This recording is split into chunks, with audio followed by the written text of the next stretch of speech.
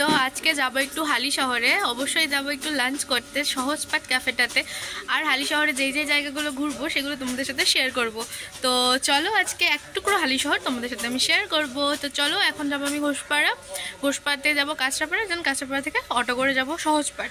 তো সহজপাঠের সব কিছু তোমাদের সাথে শেয়ার করবো, দেন যেখানে যেখানে যাবো হালি শহরে সেগুলো আজকে তোমাদের সাথে শেয়ার করবো। চলো।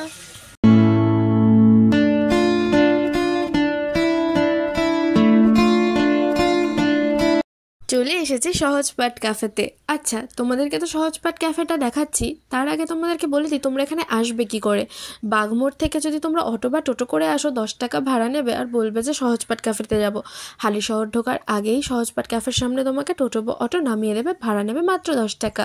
আর আমি এর আগেও সহজপাঠে এসেছিলাম, বাট সেটা এসেছিলাম রাতের বেলা।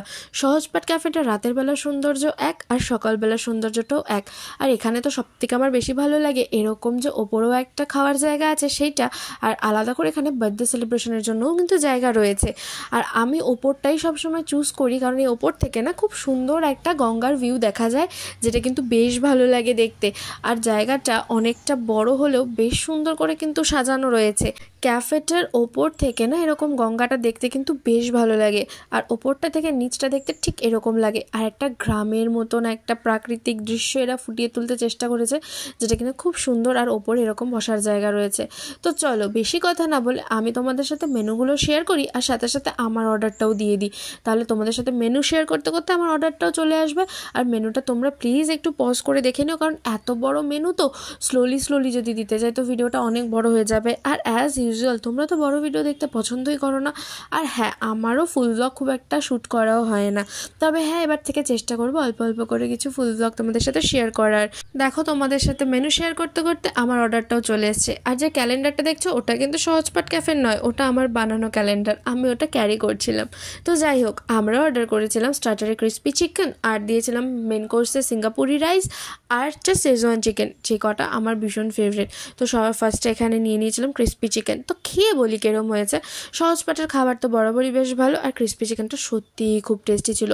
চলো এবার মেন কোর্সের দিকে যাই। তো সবার ফার্স্টে নিয়ে নিচ্ছে সিঙ্গাপুরি রাইসটা আমার বরাবরই বেশ ভালো লাগে। আর এখানে যা কোয়ান্টিটি দেয় দুজনের হয়ে যথেষ্ট। আর এখানে চিকেনের পিস ছিল 6 পিস। আর প্রাইসটা না আমার ঠিক মনে নেই, তোমরা কিন্তু প্লিজ একটু পজ করে মেনু কার্ডটা দিয়ে দেখে নিও। আর এখানে আমি ফার্স্টে শুধু রাইসটা ট্রাই করলাম, যেটা তো আমার বরাবরই ভালো লাগে।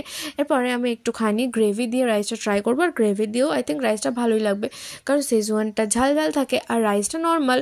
তো খাওয়া দাওয়ার পরে এখন আমরা বেরিয়ে যাব হচ্ছে আর একটা হ্যাপেনিং জায়গায়, সেটা হচ্ছে ফুচকাপাড়া। তো সেটাও আমরা এখান থেকে টোটো নিয়ে চলে গেলাম ফুচকাপাড়ায়। আর ফুচকাপাড়ায় তো ঢোকার সাথে সাথেই ফুচকার দোকান শুরু হয়ে যায়। আর তোমাদের একটা ইনফরমেশন দিয়ে রাখছি, তোমরা যদি কেউ সহজপাঠে এসে ফুচকাপাড়া যেতে চাও বা হালি শহরের কোনো কোনো জায়গায় যেতে চাও, তো তোমরা কিন্তু সবসময় টোটো অ্যাভেলেবেল পাবে। টোটোর ভাড়া খুব একটা বেশি না, 10 টাকা থেকে 15 টাকার মধ্যেই থাকে। যদি খুব বেশি হয় তাহলে হয়তো 20 টাকা, এর বেশি টোটোর ভাড়া তোমাদের লাগবে না। তো তোমরা যদি চাও তোমরা কিন্তু এরকমভাবে একদিনে 2-3টে হালি শহরের জায়গা ঘুরে দেখতেই পারো। তো আমি চলে এসেছি সবার প্রথমে রাসমণি ঘাটে, কারণ আমি যেহেতু দুপুর এসেছিলাম, তো সেই জন্য না ফুচকাপাড়ার সব দোকান তো খোলেনি। তো আমি এখানে এসে আমার এই ফেভারিট রাস্তায় দাঁড়িয়ে কিছুটা ফটো ভিডিও করে নিলাম। আর ওই যে মন্দিরটা, রানী রাসমণির মন্দির, কিন্তু মন্দিরে যাওয়াটা আমার কাছে সেদিনকে পসিবল ছিল না, তো সেই জন্য মন্দিরে যাইনি। আর এই পাশ দিয়ে তো খুব সুন্দর করে মেলার মতন করে সব দোকান বসেছে। আর এই সব সুন্দর সুন্দর দোকান দেখতে দেখতে আমরা চলে গেলাম ঘাটের দিকে। আর এটা ছিল একদমই সানসেটের টাইমটা। আর ঘাটের দিকে গিয়ে দেখলাম যে এখান থেকে নাকি নৌকো চড়া যাচ্ছে, আর নৌকোর প্রাইস পার হেড 50 রুপিস করে। তাই নৌকো চড়ার লোভটা না সামলাতে পেরে নৌকোতে উঠেই পড়লাম। বাট হ্যাঁ, নৌকোটা কিন্তু বেশিক্ষণ ঘোরায়নি, ওই 5 থেকে 6 মিনিট। তো যাই হোক, এত সুন্দর একটা সূর্যাস্তের সময় অ্যাস্থেটিক একটা ভিউ দেখতে পাবো মাঝগঙ্গায় বসে, এটাই আমার কাছে বেস্ট ছিল। কারণ আমি আবার এসব অ্যাস্থেটিক জিনিস একটু খুব বেশি পছন্দ করি। তো যাই হোক, নৌকো চড়া হয়ে যাওয়ার পরে নৌকো থেকে নেবে চলে গেছিলাম চা খেতে, কারণ গঙ্গায় আসবো আর গঙ্গার ঘাটে 1 কাপ চা খাবো না মাটির পাড়ে, তা কি হয়।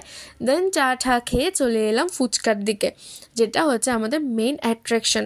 তো আজকে ঠিক করেছি আমি আজকে কোনো জল ফুচকা খাবো না, আজকে খাবো চিকেন ফুচকা। হ্যাঁ, চিকেন ফুচকাটা আগেও ট্রাই করেছি, বাট তোমাদের সাথে কোনোদিনও শেয়ার করিনি, সেই জন্য তোমাদের সাথেও শেয়ার করে দিলাম। এখানে কী কী ফুচকা পাওয়া যায় একটু পজ করে দেখে নিও। আর এখানে কাকিমাকে অর্ডার দিয়ে দিয়েছিলাম একটা একটা চিকেন ফুচকা, আর সেটাই কাকিমা রেডি করছিল। তো কাকিমার থেকে পারমিশন নিয়ে আমি একটু ভিডিও করে তোমাদের সাথে দেখিয়ে দিলাম। আর এখানে জানো তো চিকেন ফুচকার প্রাইস কিন্তু 50 রুপিস, থাকে 6 পিস, আর চিকেনটাও কিন্তু বেশ ভালো থাকে।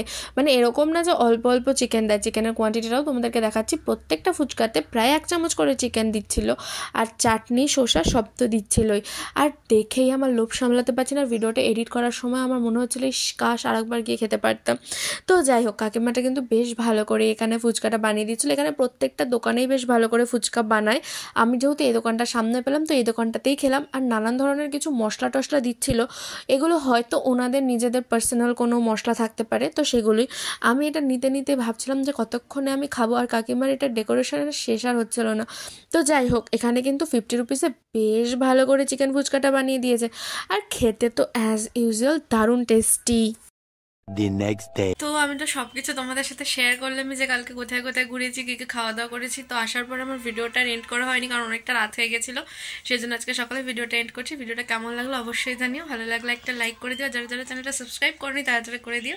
চলো সবাই ভালো থেকো, সুস্থ থেকো, টাটা, দেখা হচ্ছে অন্য কোনো ব্লগে, বাই।